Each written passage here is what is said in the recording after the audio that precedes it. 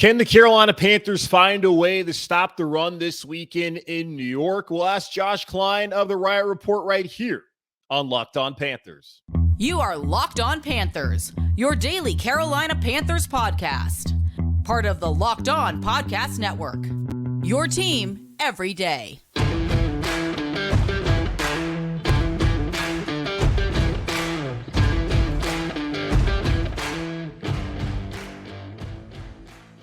Welcome into another edition of the Locked On Panthers podcast, a part of the Locked On Podcast Network. I'm your host, as always, Julian Council, talking Carolina Panthers with you every Monday, Tuesday, Wednesday, Thursday, and Friday. Your team every day. That's what we do here on the Locked On Podcast Network. Make sure to watch our show and subscribe to our show over on our Locked On Panthers YouTube channel. You can also check us out wherever you listen to your favorite podcast.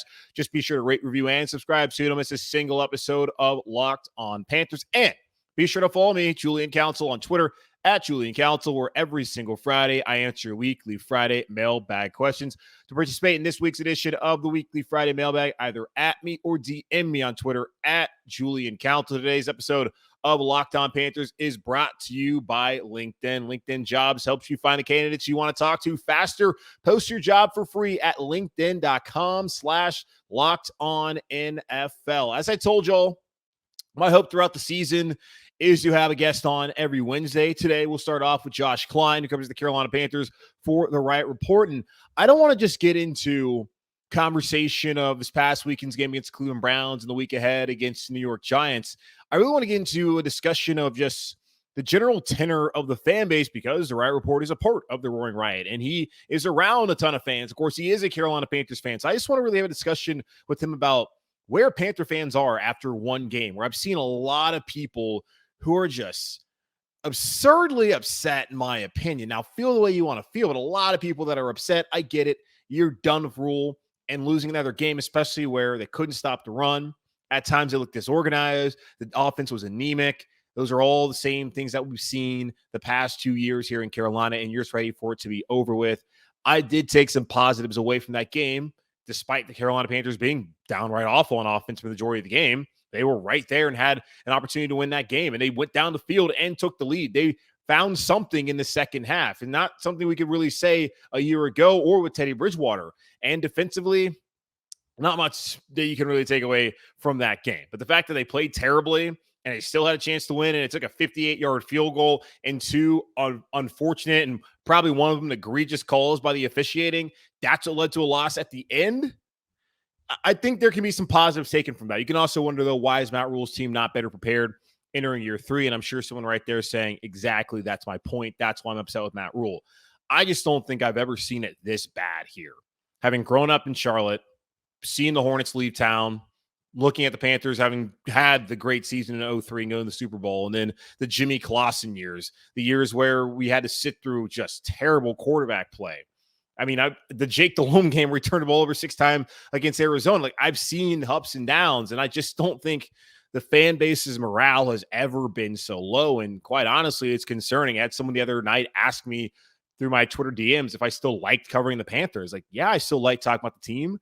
The thing that's so draining is the negative energy that comes from the fan base. And maybe that's just an echo chamber of Twitter, which I'm on a decent amount of time. A lot of times that's how I'm interacting with y'all with the weekly Friday mailbag. And mainly that's all you see. I think I saw one person, maybe 2 or 3 people really, that at least communicated with me since Sunday that were actually like taking some positives away from the game. Like, even had someone come up to me saying like, oh man, like, shut up. You're not like, it's not a deflating loss. Like, I'm just saying it's deflating when you lose on a 58-yard field goal when you come all the way back. I'm not taking away anything that this team was able to accomplish by coming back and taking the lead against the Cleveland Browns.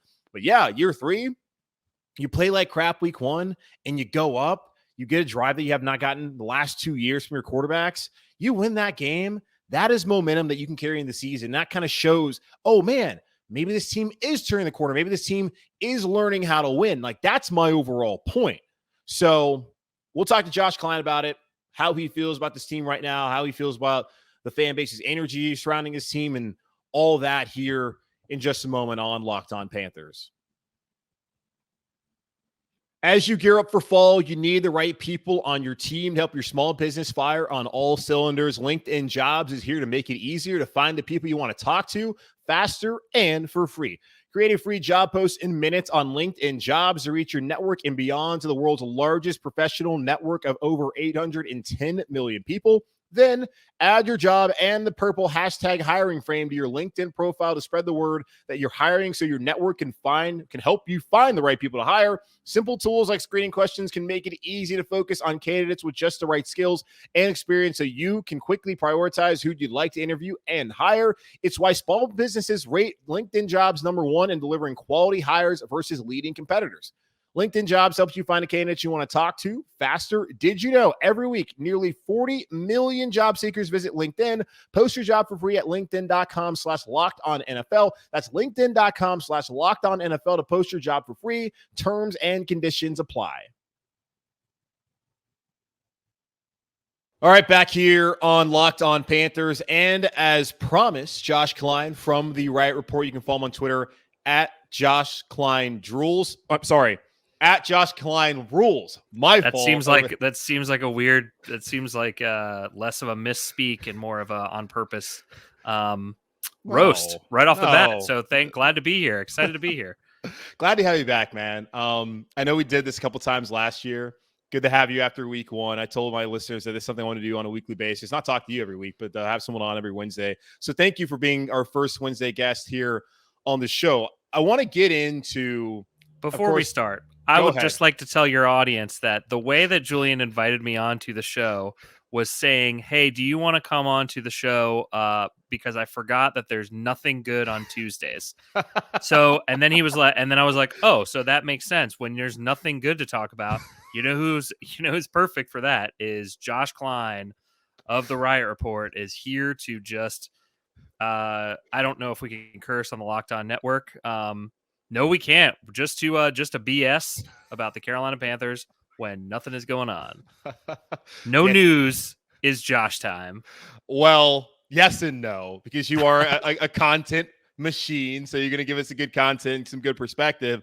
But also, yes, that is actually a true story. Last Tuesday, I forgot that because the Wednesday episodes were recorded on Tuesdays, folks, breaking the fourth wall or whatever. I forgot that those are off days. Back. Yeah, pulling the curtain back. I forgot that Tuesdays were off days. So I was like, well, and it's also my busiest day at work. So I'm not even thinking about what's going on and recognizing there's nothing going on. It's like, oh, let me try and find someone to talk about.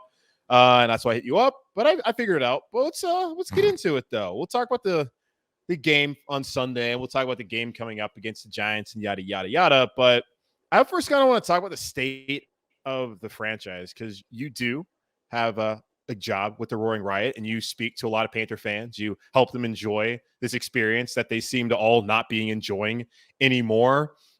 Have you ever seen it this bad? And the thing is, we don't know each other that well. I don't know what your background is as far as how long you've been in Charlotte and your Panthers fandom, but have you seen it just this overtly negative as far as the fan base is after just 1 week of the season? I understand now entering year 3 of Matt Rhule. Well, the short answer is no, I have not. I have a longer answer. The longer answer is that I'll tell you a little bit about myself since you kind of asked. I moved to Charlotte in 1991, and we were originally Giants fans. My dad was a Giant fan. We moved down from New Jersey, and we moved down here. And about a year after we moved down, the Charlotte Observer announced that that Richardson was bringing a team to Charlotte. And when back in the day, it wasn't as easy. You couldn't just fire up games on your phone. You had to go to sports bars like the Scoreboard or Christopher's and Matthews. Yes, Christopher's. Let's go. Yeah, Scoreboard. Now a Lexus dealership or something. It's on Independence. Yes, they had a stadium. They had the speakers on your tables. It was awesome. It was incredible. And that was how you had to go and watch games. And if they were packed and they couldn't seat you. And when you're an 11-year-old kid with your dad, they don't want to bring you there. You just miss the game because there's just nothing else you can do. So my dad was kind of like, you know what, maybe we should think about this new team. And he ended up getting season tickets. We went to all the games in Clemson. And there was a point until I went to college, whatever year that was, that I had been to every single Panthers home game. And I think that when you look back at this team over their history, the 2010 year is obviously the year where everybody would say this was the point when the fan base would have been as upset, as apathetic, as disconnected from the team as they are right now. And they may have been, but the reality was Twitter didn't exist. Facebook may have existed in 2010. I think it did. There wasn't a platform for people to maybe gather and be as upset together. I know when I was in 2010, I was living in Denver. We had just started the Mile High Cats, and that consisted of me and a buddy going out and watching the Panthers and getting drunk every Sunday. And when it was Jimmy Clausen, it was just kind of like fun to go out there and just, you knew they were going to lose, but it was like, well, whatever, we're going to go out and get drunk and it's going to be awesome.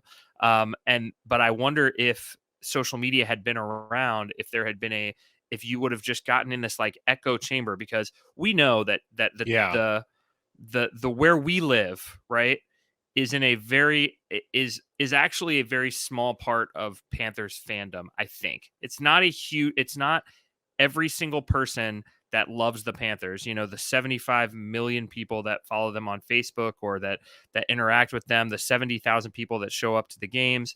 I don't think that they are all the people in the 500 that we would refer to as Panthers Twitter that absolutely hate Matt Rhule, that can't stand David Tepper, that think that this is a poverty franchise, to use the parlance of our times. I think that when you look at who shows up to the games on Sundays, there are a lot of people that are Panther fans, and they have hope that Baker Mayfield is going to be a good quarterback, and they're excited for this team. But the reality is there is a huge segment of this fan base that, and I think I would have to kind of include myself, that look at this team and they just question where it's going, what the plan is. It seems very disconcerting. It's one thing to lose, but it's another thing to have doubts about what the team is doing on a macro level. And I think that's where a lot of the fan base is. And especially when you look at some of the whether they're mistakes or not, but the issues that David Tepper has had over the past 3 years. And now kind of the way that he's interacting with Panthers fans, it's easy to see why the fan base is kind of where they are at, and the fan base that we hear from is where they're at emotionally. I think the scoreboard is now actually the Genesis dealership. But yes, I do I do remember that. And Christopher's hit it up many a times growing up down in South Charlotte. Good cheese fries in Christopher's. Good cheese fries. Yes, I still have plenty of friends who go all the time. But yeah, it's good to know your background, because honestly, like I did not know that, because now I know that you and I kind of share that, having grown up in Charlotte, seeing the team from its birth, and the years of like 2003, how fun that was. And even the up and down of Jake Delhomme and in 2010 and the apathy of that. And you're probably right. And I'm glad that you bring up the Twitter echo chamber, because we all have our group chats with our friends who aren't necessarily all over Twitter. And we see how they react to the team compared to how some other people react to the team. Like the histrionics on Twitter are just absurd compared to what your buddy might say about like the Panthers organization. I have plenty of friends who don't tweet and aren't on Twitter actively, who certainly are fairly apathetic and negative as far as like where this team is going. And I'm not a David Tepper fan. I'm sitting here still trying to believe in Matt Rhule. I didn't really have high expectations the first 2 years anyways. So I didn't necessarily understand, especially back in 2010 or 2020 rather, while so many people were mad as hell after Teddy Bridgewater lost all those games. And then even last year, like it started off high and unfortunately it went crashing down. Losing 7 straight to the end of the season is not acceptable. It's just after one game though, it's just like, man, like y'all are really just not enjoying this overall experience. And was it one game, or it seemed like it was 5 minutes into the second quarter? Oh, like it was definitely that. Yeah. And maybe I didn't help, because I was just like, to me, this offense looks like an offense that has like no continuity, because the quarterback wasn't here during OTA's mini camp. They had a quarterback competition that was always a sham. And then they only had like 3 weeks together. Like it's going to be a work in progress. Didn't have high expectations, but yeah, I mean, after like a quarter, people are like, pull the plug, screw this. And it's just like, man, do we even enjoy watching the football anymore? And I don't want it to be that case. It's not just the Panthers. Like it's the same thing with the Hornets. And then you can even look at just after 1 year of the soccer team, that's not even over yet, because David Tepper owns that. there are some people who are like, forget this. I just don't personally, as far as like the Twitter age, don't think it's ever been like this bad. And it just kind of concerns me of what it's going to take to win back this fan base. Like, is winning 10 this year going to the playoffs, is that enough? Like, are people going to be that fickle where it's like, okay, they started winning again? Or are they really just like that far out? Yeah, I don't remember who it was that put a poll on Twitter that said, here are your choices, or like, where's the fan base at? And the first choice was win the Super Bowl, Rhule stays, and lose 12 games and Rhule gets fired. And like 70% of people chose lose 12 games. Yeah, I saw That seems like a pretty weird place for the fan base to be. And I've said this before, and I will continue to say it. I think the main reason for it is the way that Matt Rhule and David Tepper were involved in the departure of Cam Newton the first time. I think that there is a huge percentage of the fan base that will never forgive Matt Rhule for saying that he was excited to coach Cam. We know exactly what it is. Saying that he wanted to coach Cam and then releasing him a month later. Now, I look at it and say, what else is the coach supposed to say about the quarterback that's on the roster at that time? Like, I think that maybe Marty Hurney may have been more involved in the release of Cam Newton and the switch to Teddy Bridgewater than Matt Rhule was. But all those things aside, I think there's a huge percentage of the fan base that Cam Newton was their favorite player. And if we're being honest, may not have even been a Panthers fan before Cam Newton was the quarterback. So true. When Cam was blindsided by the news and the way that it all went down and all of that, all of the things that happened, I think that there is a percentage and a huge group of people that are just not going to come back positively until Matt Rhule is no longer the coach. And I think that that is just how it is. Now, that being said, I think what he has done since he's become the coach, there have been some issues there that have turned off a lot of other people, but I think there is a percentage of people that will just not come back because of that specific instance. Yeah, that is just wild to me that people would rather go 5-12 again and get the coach fired than like go to the Super Bowl. It's not just go like win a Super Bowl, like something that we all want to happen. Like that is, I mean, that's Twitter in a nutshell right there. I know my mom is certainly one of those people who, she was always a Panthers fan, but also loved Cam. And when they got rid of Cam, like her interest the last few years certainly has waned. Don't know how much she really cares anymore at all. And she's not like she's going to games or anything and buying merchandise, but that still is a section of your fan base that, hey, they turn it on Sunday. Absolutely. They have some level of investment. And if they decide on their Sundays they don't want to watch again or watch anymore, that's not a positive thing for Carolina. It sucks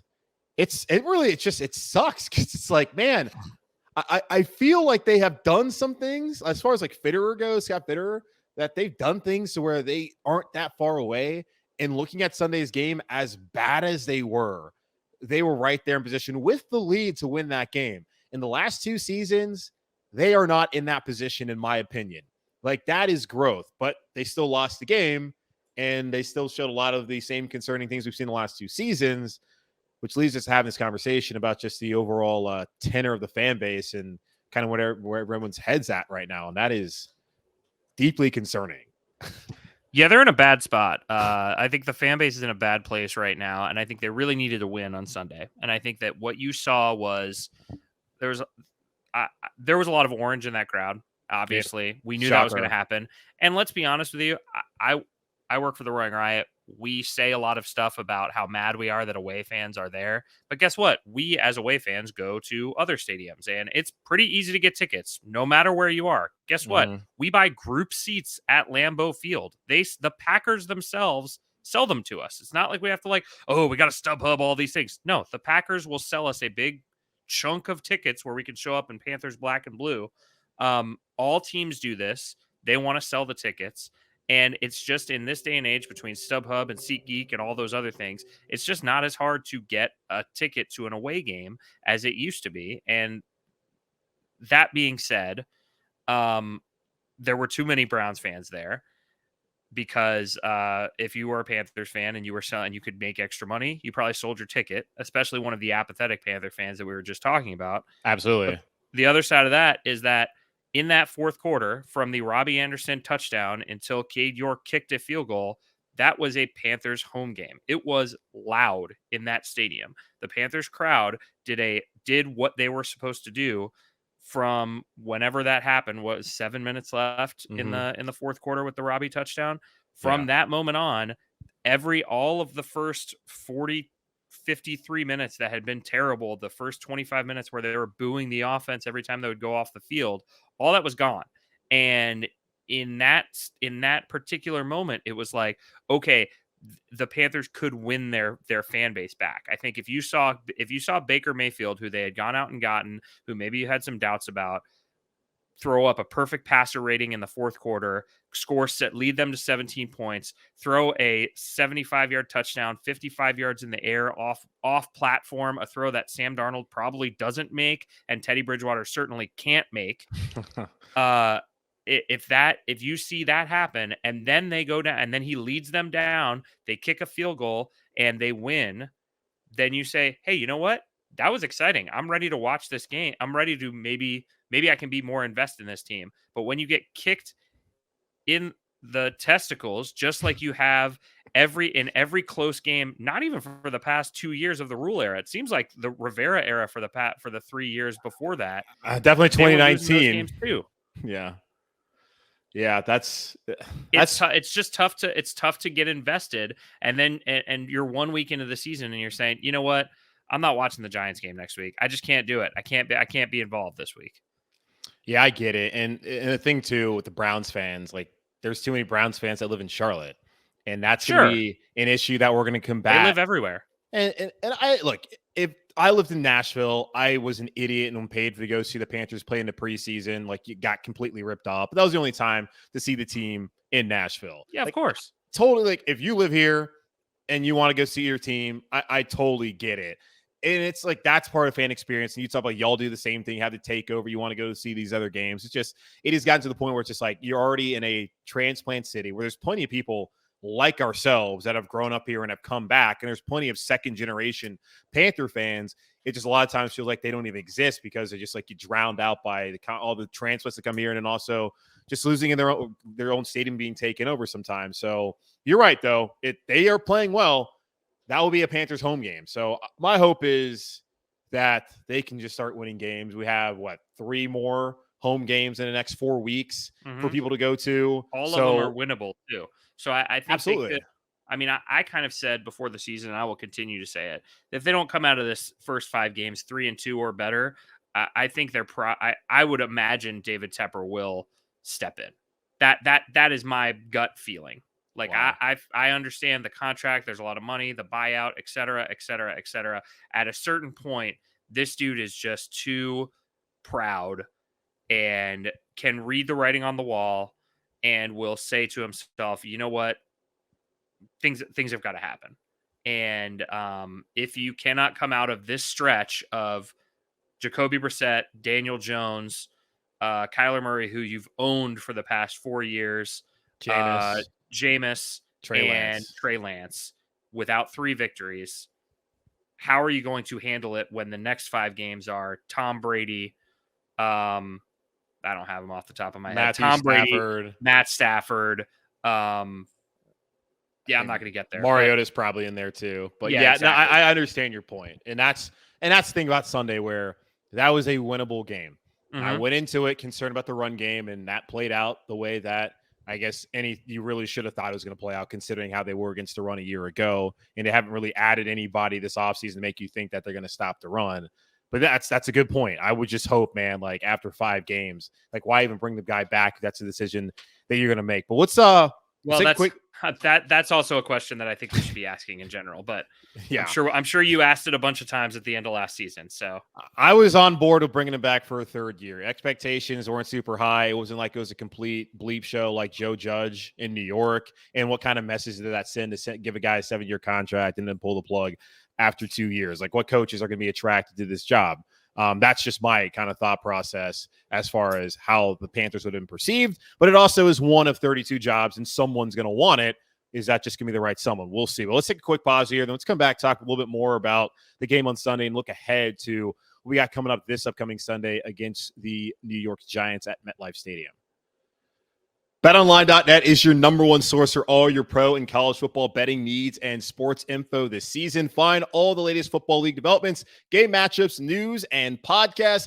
BetOnline is also your continued source for all your sports wagering information, including live betting, esports, and scores. It's the fastest and the easiest way to check in on all your favorite sports and events, including Major League Baseball, MMA, boxing, and even golf. Head to the website today or use your mobile device to learn more about the trends and action. BetOnline, where the game starts. All right, back here on Locked On Panthers, Julian Council with Josh Klein, who writes for the Riot Report. He also is one of the fearless leaders over there with the Roaring Riot. You guys probably know him. Check him out over on Twitter at Josh Klein Rules, where he has all his thoughts about the wonderful Carolina Panthers that y'all have either a love-hate relationship with or a hate-hate relationship with at this point in time, or maybe you just don't care anymore, as we talked about just a minute ago. Looking back on Sunday's game against Cleveland, I don't know how you break it down, but it was very simple to me how I looked at the Panthers and how they lost that game. The offense was a complete no-show in the first half. I am encouraged, though, that in the second half, they were able to click. And as you said, Baker Mayfield was cooking there late in that fourth quarter with the Robbie Anderson touchdown, leading the team down the field to take the lead, something that we did not see from Teddy or Sam. I guess Sam did it last year against Minnesota to bring them back to tie the game, but it is really his fault they were even in that position, throwing a pick on the first play of the game. But I looked at that as a positive, although the offense was pretty much MIA for the most part in the first half. Defensively, same issues we saw last year. Surprising, though, that they couldn't tackle. I get it. It's Nick Chubb, but 17, 18, whatever, how many missed tackles it was, different numbers from Matt Rhule and Jeremy Chin, entirely unacceptable, and now has me concerned heading into the game on Sunday against the Giants. So offense was slow start. Defense couldn't get off the field. And unfortunately, you get the roughing the passer, which I just think is just more bad luck. And then the grounding one, that the not calling that on the spike, that's just an egregious missed call. All that in totality leaves Panthers to lose. And more in particular, the offense starting slow and a defense being awful against the run. And then, sprinkle in, the officiating there on that last drive.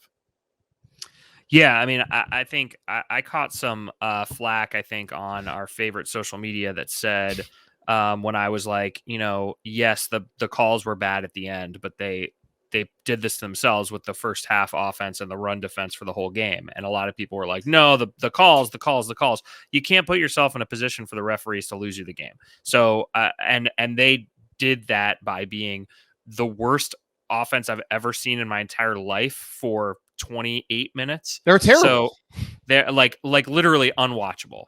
So it was they were so bad, and I wonder how much of that was nerves from Baker himself. The drop snaps, the interception was pretty egregious.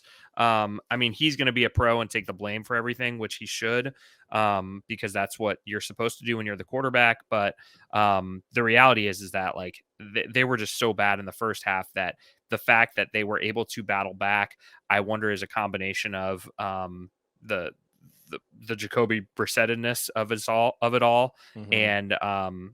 and Baker himself kind of turning it on and starting to click. Now, all that being said, I agree with you. One of the things that has bothered me this entire offseason and bothered me right up until the game is that from January, everyone that talks about the Panthers said that they needed to add a edge rusher and they needed to add somebody to help them stop the run.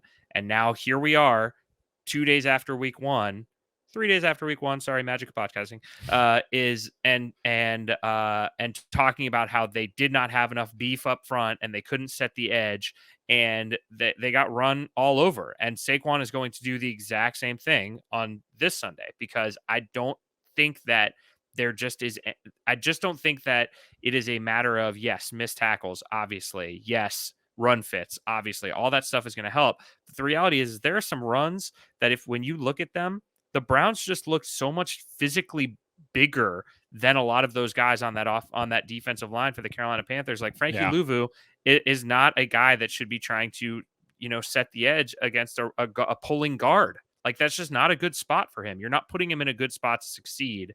And yes, you can trust in your in Wilson and Shaq and Jeremy Chin to come up and make tackles. But the reality is that defensive line, they needed more help and they didn't go out and get it. Yeah, and Scott actually did say, going back to January, I mean, you bring that up, he did say that he wanted to get somebody who is about, 6'6", 285 to set the edge in the runs and the run game. And they did that with Henry Anderson, who, quite honestly, I had never heard of that dude until they signed him a week ago. And he played, 26 snaps? I don't think What was the plan if he hadn't gotten cut by New England, though? The plan was they weren't going to do anything, I guess. But no, I'm not disagreeing with you at all because I don't know. No, I know we're not arguing, but yeah. this is what a show is, right? Is you just kind of your voice goes up a little bit, and then I'm not angry at you. I'm just, no, I know. I just debating. Julian, like that's my Shannon Sharp impression. I don't know what the plan would have been, and that's a great question because it didn't seem like they had one. Like they tried to go bring in some guys like Danny Shelton. He's like, I'm good. They brought in Dunlap. He's like, I'd rather go sign with the Chiefs and potentially win a Super Bowl. And that's just what you're faced with, especially when you have a coach who is entering a pivotal year where he probably is going to get fired. If we're just being honest with ourselves, as optimistic as I am going into the season, I've been bullish on this team. I think they've done a lot of good things, but it's also probably more likely that Matt Rhule's not going to make it. I don't know what the plan would have been. I'm just wondering what the plan now is moving forward. Like, are they still expecting like the guys they have now? They're not going to miss 18 tackles again, I don't think, the rest of the season. Like Nick Chubb is a different kind of guy. So if they tackle better, certainly do better against the run. But I don't think that is just the only sort of like magical elixir that's going to help them be better against the run, especially on Sunday against the Giants. It is a concern to me, especially when Matt Rhule comes out and he says that they wanted to lean on their defense, probably knowing full well the offense was going to take some time, considering that he wasted the entirety of the offseason not bringing in Baker Mayfield, the whole organization as a whole, though, and it also wasted time during training camp in the preseason, not having Baker be the number one quarterback when we all knew full well on July 6th who the guy was going to be running out of tunnel first as far as the quarterback position that day. So it is concerning, especially when that is a part of the team that I think people had confidence in heading in the year. Can I get a take off about the quarterback competition thing? Please. Here's the thing. There were guys in that locker room, no matter what we want to think about from the outside, there were guys in that locker room who Sam Darnold was their guy. And they respected Sam Darnold. They liked Sam Darnold as a person. Maybe they didn't necessarily want Baker Mayfield there. And the way that Matt Rhule did this with the quarterback competition, nobody in that locker room thought that Sam Darnold was going to win, but the idea that Baker had to come in and win his spot, like that is the idea behind it. I don't agree with it. Personally, I would have just given Baker 100% of the snaps, said, Sam, thanks for coming in. You were awful last year. You were the worst quarterback in the league by a long shot, and now you're the backup quarterback, and I would cut you if I didn't have $19 million attributed to you. But I can't do it. So Baker's the starting quarterback. I'm going to be a terrible coach because I don't know how to do this. These are all things that I would say. But that was what he was going to. You knew that was going to happen. He does it everywhere. It's the same thing where Icky had to like earn his spot. Yeah, that's just the kind of coach that he is. And I think that the idea that those reps that Baker lost for the first, 2.5 weeks of training camp are the reason why he was bad in the first half of this game. I just don't think that those two things are correlated. I think there are reasons why he was bad in the first half, but to think that he wasn't taking snaps with the first team center who was Bradley Bozeman for half of those 2 weeks. Yeah. So the guy that he wasn't getting snaps from is not the same guy. So I just think that the reps that he lost out on, there were a lot of reps over the past 3 weeks that he was able to get. I'm not trying to make excuses for Matt Rhule, certainly by any means, but I think that's the quarterback competition thing may have gotten a little overblown. And I think that if it was a different coach other than what Matt Rhule has done over the past 2 years and who Matt Rhule has been, and the decisions and the way that he's handled certainly the quarterback position. Yeah. I think maybe a lot of people would have been like, hey, I like that he's earning a spot or whatever. I just think it was met with a lot of vitriol because of the history of Matt Rhule, not necessarily because of this decision itself. And yeah, and that's, you bring up good points. Like I've said it too, like they have to do this. It's a meritocracy. Like, that's what they want this to look like. We're not even a year removed from Joe Person reporting how there's players in that locker room who felt like the Panthers weren't a meritocracy because of all the Temple and Baylor guys there. And it certainly seems like Christian McCaffrey was one of those guys who really supported Sam, because he said that he appreciated that they actually had a competition and that Sam, I guess, had a chance when even though he probably full well knew that Sam Darnold was not going to be the starting quarterback. So, I get it. Like, that's just kind of stuff you got to do. You got to have guys actually earn the job, earn the leader, like win over the team, become a leader naturally, opposed to, like, guess what they did the last 2 years, just handing the job to these other guys. But I do in a way think, like, and it's not just Baker. It's also like Robbie was out a lot of times with soft tissue injuries. We didn't see a lot of this offense together during training camp. So it's not necessarily just the Baker part. It's just DJ missed time at the end of training camp too. They weren't necessarily healthy. They weren't there together. So it takes time to really mesh.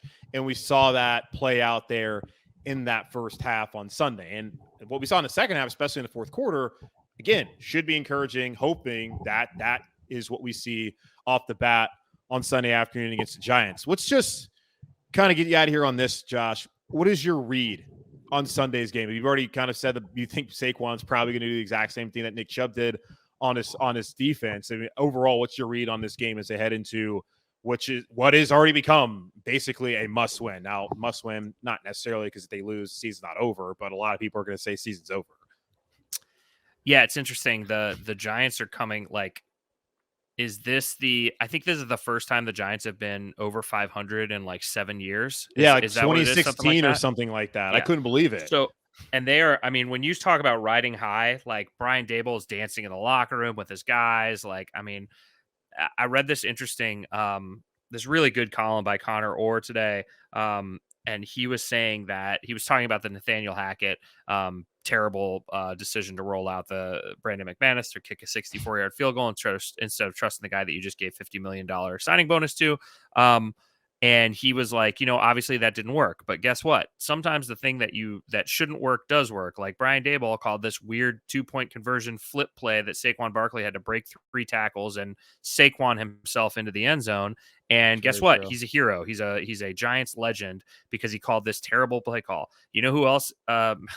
You remember the Graham Gano 63-yard game-winning field goal? Nobody these Giants were Rivera's staff blew that game. Yeah. Do you think anybody in their right mind before that field goal went through the uprights thought that Ron Rivera was making the right decision? No, he was making a bad decision, rolling Graham out there with however much time, and they wasted time. And remember, he was like, they had him mic'd up, and he was yelling like, "We got to sneak it on fourth down." Like, it was just, It was a mess.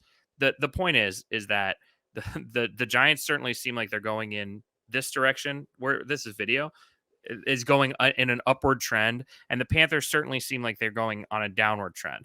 But all that stuff can flip so fast, and I just wonder how much emotion there is going to be for the Giants after that win last week, that maybe they may come into this game and say, hey, you know what? They may be overlooking the Panthers a little bit and say to themselves, hey, you know what? We just won on the road. Now we're coming back home. Now we're back, baby. And I just wonder how successful Matt Rhule can be at hyping his guys up for a game that he knows is must win. And probably the players know it too. Like the players, I mean, they're not dumb. They realize what the repercussions of going 0-2 this season are, not only for Matt Rhule, but for themselves as well. So it'll certainly be an interesting game. I am hopeful that the Panthers that Baker Mayfield will look like the fourth quarter version, or at least the third quarter version of who he was. Because if he doesn't, then I think it's, you got to ask questions about Matt Rhule, but you also got to ask about the guy who has traded for 2 quarterbacks in the past 2 off seasons that may not work out as well. Ooh, was that a fun teaser right there at the end of the pod? Oh yeah. The questions can be abound for everybody if they lose that game. And I mean, it's not like the options were great and they tried, but yeah, you bring up a good point there. I'm hoping, man, the Giants fans probably gonna be pretty charged up too, because I saw someone here locally who's a Giants fan was saying like, it just sucks going the season knowing that your season is already over. And I'm sure they were probably dancing in their living room on Sunday afternoon, and they probably smell blood. They see blood in the water with the Panthers after losing that game to Cleveland and going on the road to MetLife, where the Giants beat them a year ago, and Sam Darnold got benched in that game. So I'm sure they're not going to be scared of the Panthers, especially knowing how the Panthers looked on film this week and trying to stop the run. But Josh, appreciate your time as always. Make sure to follow him on Twitter at Josh Klein Rules. Writes the Riot Report, does a really good job there. And also go hang out with him and the Roaring Riot, whether you're in Charlotte or wherever the Panthers play on the road this season. Josh, appreciate your time as always, man. Yeah, absolutely. RoaringRiot.com. If you like to go to games here or away, or just watch them at bars with your friends, the Roaring Riot is everywhere, and we want you to be a member. Julian, specifically. I'm talking to you. I was a member at one point in time. I only did it for the T-shirt, the Change the Culture shirt, and then I was like, Change the Culture shirt was sweet. Come on back. They're Keep Pounding shirts this year. Oh, okay. I got to see the T-shirt first. Yeah, that's fair. That's fair. Okay. Hope you enjoyed that conversation with Josh Klein. Again, at Josh Klein Rules on Twitter. Does a lot of stuff with the Riot Report and Roaring Riot, so go check him out. Longtime Panthers fan. Grew up here in Charlotte, too. Did not know that. And that's one of the things. I get to know these people a little bit better when I bring them on the show. My hope is throughout the rest of the season, on Wednesdays, try to have a guest on as Tuesday. No media going on. Not much to talk about. So a Wednesday show would be great to get a guest on. So hopefully you can line up some guests here every Wednesday moving forward. Hopefully I can get the graphics, also the work in the background. Like whatever was going on, couldn't get my usual Locked On Panthers overlay. The parlance, I guess, is for the graphic there. So hopefully that'll work out for the YouTube listener or viewers. Everyone who listens to the podcast probably is like, I don't know what you're talking about. Who cares? With that being said, it's going to wrap up this edition of the Locked On Panthers podcast, hosted by yours truly, Julian Council. Again, make sure to watch the show and subscribe to the show over on YouTube. Check us out wherever you listen to your favorite podcast, which this, of course, is one of your favorite podcasts. Just make sure to rate, review, and subscribe to the show so you don't miss a single episode. And be sure to follow me on Twitter right there at Julian Council, where every single Friday I answer your weekly Friday mailbag questions. So either at me or DM me to participate in this week's edition of the weekly Friday mailbag. In the meantime, take care, be happy, be whole, be safe as always, keep pounding, and I'll talk to y'all on Thursday for yet another edition of our Locked On crossover Thursdays here on Locked On NFL with Patricia Traina, the host of Locked On Giants. Goodbye.